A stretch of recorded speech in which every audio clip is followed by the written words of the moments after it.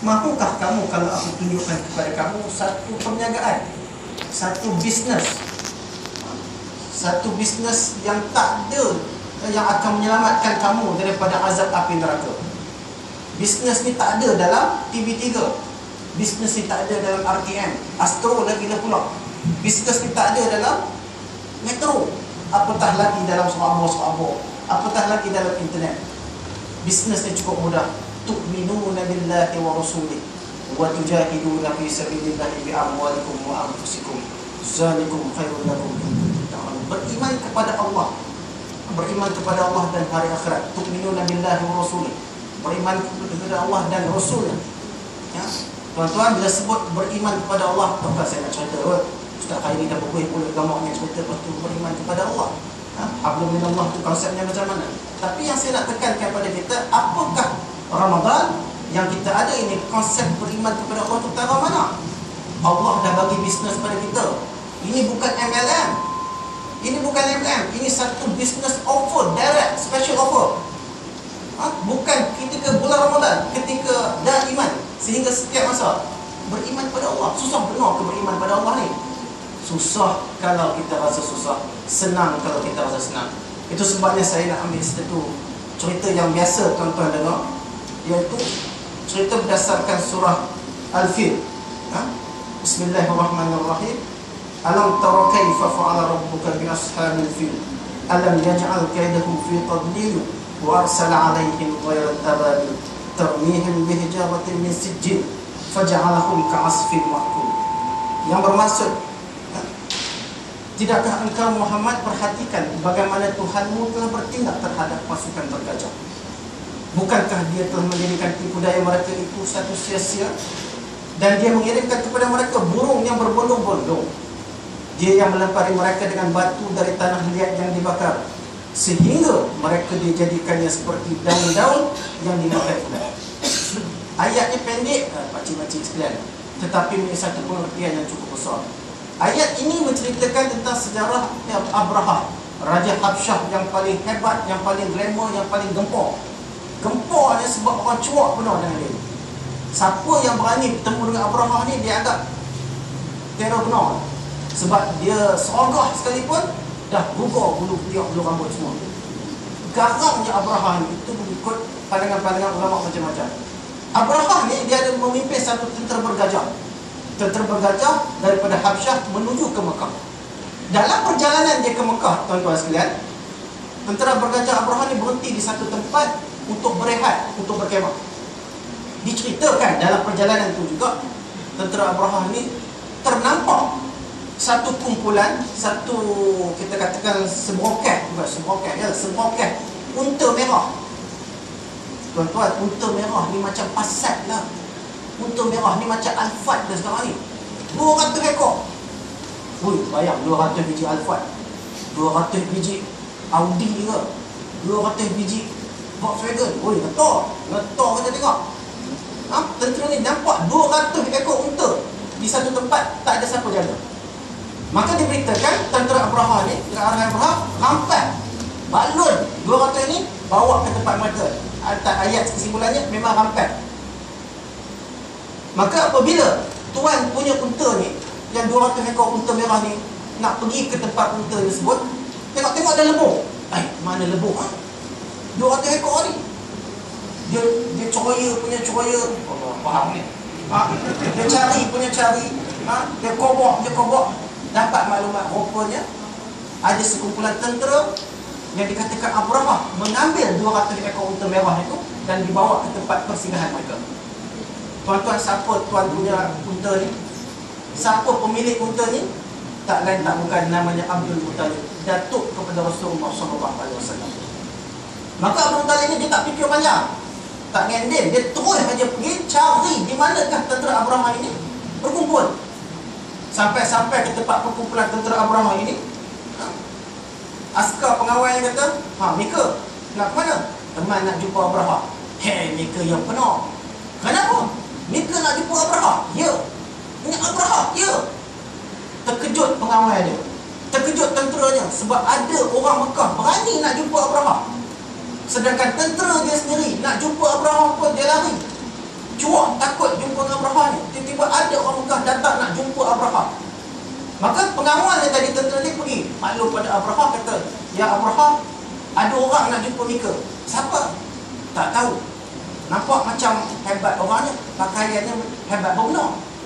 "Baru, mari. Aku heran bila ada dua orang nak jumpa aku. Mari, panggil." Maka pengawal tadi panggil Abdul Muttalib untuk menghadap Abraha tadi. Tuan-tuan, Abraha ni sebenarnya terkejut kerana ada orang berani jumpa dia. Setakat ni dalam sejarah dikatakan tak ada ramai orang berani jumpa Abraha ni. Dikatakan bengihnya, masangnya, garangnya, tapi ada orang Mekah berani jumpa dia. Maka bertemulah Abraha Abdul Muttalib dengan Abraha tadi. Maka dikatakan oleh Abraha, kata, "Yuk, Mika ni dia benar, Mika nak cari Mika, teman tak dia benar." Apa ceritanya? Mika tahu tak teman siapa? Tahu. Siapa? Abraha. "Oi, teror Mika kan? Sejarah Mika." Dia tahu. Maka Abdul Muttalib kata, teman nak warning pada Mika, teman dapat tahu Mika ambil barang teman. Barang apa? 200 ekor unta merah, Alphard, Passat, Audi. Terkejut Abraha bila seorang tua daripada Mekah berani minta balik barang yang dia sebat sebelum ni. Abraha cakap pada Muttalib, "Yuk, Mika tahu tak teman datang daripada Hajjah dengan tentera bergajah ni nak pergi ke mana?" "Mana teman tahu? Suruh hati Mika lah. Teman nak pergi ke Mekah. Teman nak runtuhkan Kaabah. Teman nak musnahkan Baitullah."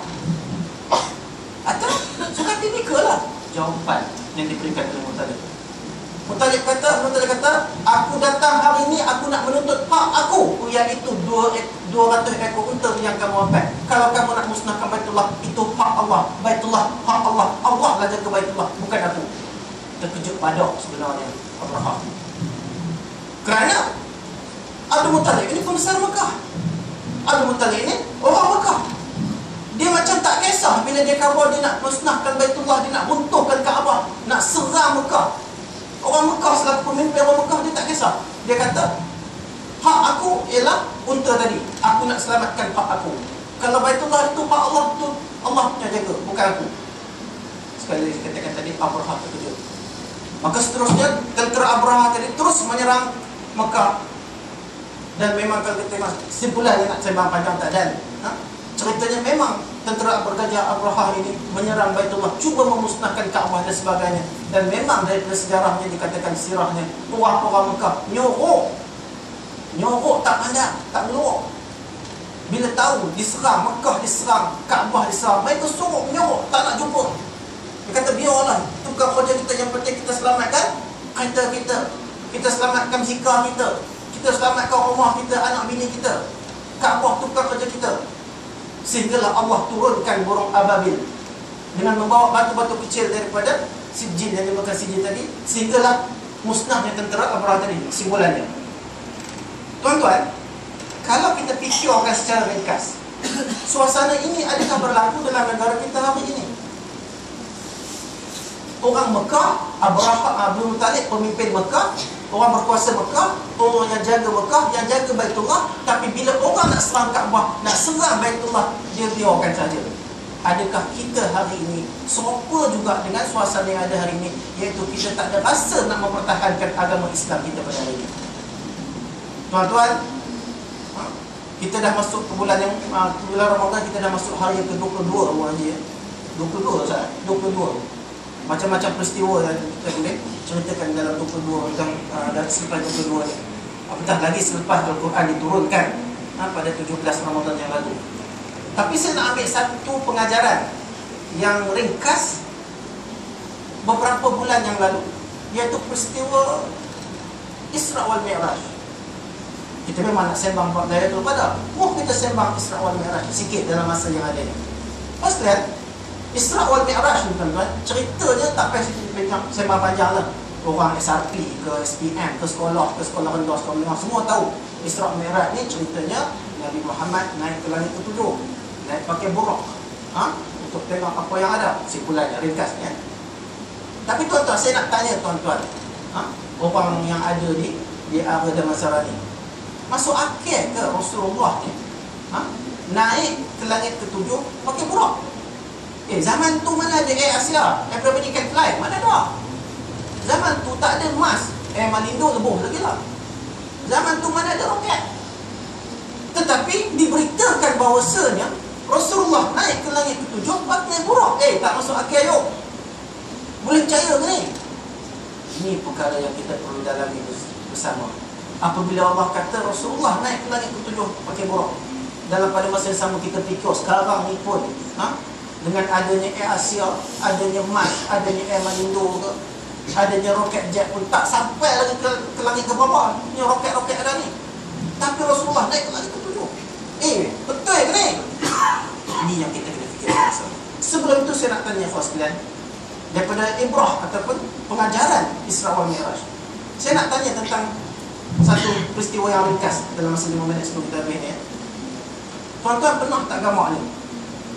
Pernah tak gamaknya pergi ke kedai, order, dan lapor-lapor kan lepas main tarawih ni, minum-minum, pergi kedai belakang. Mak, bagi sup dengan kucing tu. Ada tak gamak? Ada tak gamaknya? Mak, bagi ni rojok ekor kucing dengan rojok ekor tupai. Ada tak gamak? Tak ada, jarang. Bagi ni sup, sup campur bihun gigi kucing. Ada gamak? Tak ada gamak. Setakat ni tak ada lagi. Tapi tuan-tuan, kalau kita nak fikir logiknya tuan-tuan, saya katakan haram makan ayam, halal makan kucing. Bolehkah saya kata haram makan ayam, halal makan kucing? Tuan-tuan, kucing ni tuan-tuan, sekarang ni kucing sekarang ni dah berjuah. Allah faham berjuah. Berjuah ni manja. Kucing sekarang ni manja. Dulu kita kalau lepas makan bekas-bekas kita terebal je bau kejar-kejar kucing. Sekarang ni kucing makan friskies. Makan friskies. Friskies pula banyak jenis. Ada pula kucing demam. Allah, jangan kucing demam. Buat klinik. Zaman kita dulu ada kucing demam. Adakah kita gamak ni buat klinik? Minum minyak hangat dalam gamak kot. Tapi zaman sekarang kucing demam berapa besar pun bawa ke klinik. Kita jaga kucing tersebut.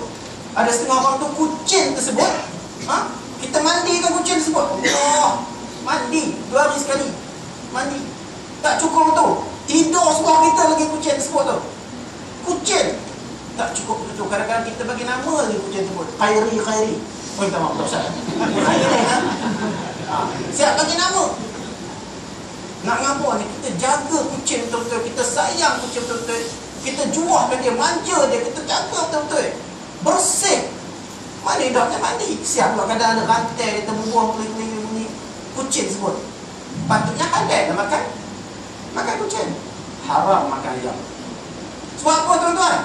Ayam ni saya katakan tak tahu kan, banyak sini orang bandar kot, saya duduk orang kampung, Kuala Kangsor ni lain. Ayam ni duduk merata je, tengah hutan. Apa makannya? Dia koriknya cacing. Kotor je. Tangan kukunya manjang. Korek. Oh, cacing. Bobot makan cacing. Cuma bayangkan. Ayam tadi makan cacing. Itulah kita sebab. Ayam tadi makan cacing. Tak cukup pun tu. Kadang-kadang kalau dalam beban, dia melepas. Bila dia melepas, kadang-kadang najis nyetik ayam tu berkerumun kena kat badan dia. Kotor. Ada pernah orang mandi ayam? Kalau ada orang Kuala Lumpur mandi ayam, saya boleh ubah cerita. Setakat ni tak ada orang mandi ayam lagi. Kotor ayam ni. Kena tarik dia najis dan sebagainya. Nampak ayam kadang kita sepoh dah gitu je. Tak ada lagi orang menamakan ayam itu Ali. Tak ada. Ada lagi orang namakan ayam tu Abu. Tak ada. Kotor nampak ayam ni. Makan lebih-lebih kurang kadang-kadang. Korek makan begitu. Najis berkelimpangan. Contohnya kijak najis umpamanya. Nampak tarik apa dia tak tahu apa. Balut je kijak. Tapi nak apa tuan-tuan? Logiknya kotor ayam tadi. Tetapi logiknya kali kurang tadi halal lah makan kucing, haram makan ayam. Ayam tadi kotor. Tapi adakah Islam mengatakan memang betul haram makan ayam, halal makan kucing? Tidak. Tetap haram makan kucing, halal makan ayam. Sebab apa? Islam tidak boleh ditafsirkan melalui akal semata-mata. Islam tidak boleh kita terjemahkan melalui akal kepala otak kita. Islam itu penuh pada keyakinan. Macam tadi Rasulullah naik ke langit ke-7, naik ke langit ke-7. Percaya atau tidak? Itulah iman. Kerana Islam tidak boleh tafsirkan logik atau tidak. Logik atau tidak? Ish, apa salahnya kita berjudi? Untung apa? Bubur RM1 dapat RM100. Tak kebodoh mereka tak ada. Betul juga ya. Bayar RM1, loteri ke, ekor kan dapat RM100. Itu rezeki Tuhan. Tapi hakikatnya ini tetap haram kerana judi tetap haram. Contohnya, apa salahnya ada pelacuran gambarnya, kita nak tarik pelancong. Bila pelancong ramai, market ekonomi negara akan banyak. Betul, logiknya begitu, tapi hukumnya tak boleh. Yang sekalian, itu sebab Islam tak boleh tafsirkan dengan akal semata-mata. Islam boleh tafsirkan dengan kefahaman kita. Al-ilmu laysa bil aqal walakin al-ilmu fi suduril insan. Islam itu perlu diterjemahkan, ilmu itu perlu diterjemahkan dengan akal, tidak boleh diterjemahkan dengan akal, tetapi perlu diterjemahkan dengan kefahaman dan hati kita itu sendiri. Maka itu ikhwas sekalian, dalam masa yang ringkas ini saya ingin mengingatkan diri saya dan mengingatkan para jemaah sekalian, marilah sama-sama kita memperkukuhkan ilmu kita. Jangan kita manfaatkan bulan Ramadan ini hanya ketika bulan Ramadan sahaja. Fahamilah Islam itu untuk